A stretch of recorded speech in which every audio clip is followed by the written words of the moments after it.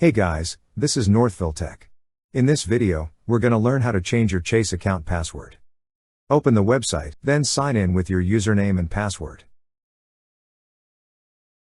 Once you're signed in, you will see 3 horizontal stacked lines at the top left corner of the screen. Click on the 3 horizontal stacked lines. Then you will see several options at the left side menu. Click on the option that says Profile and Settings. On the left side menu of this page, you will see an option for Sign In and Security. Click on Sign In and Security.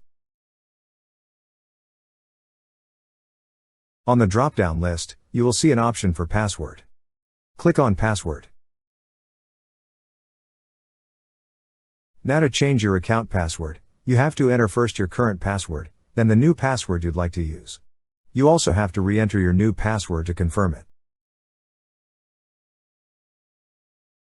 After entering, click on Save. That's how you change your Chase account password. Thank you so much guys for watching, and if you have not yet subscribed to our YouTube channel, please subscribe to our YouTube channel as we create tech videos related to financial apps almost every day. Also, check out our website northvilletech.com for great tech articles, and our recommended resources in the description below for various sign-up bonuses.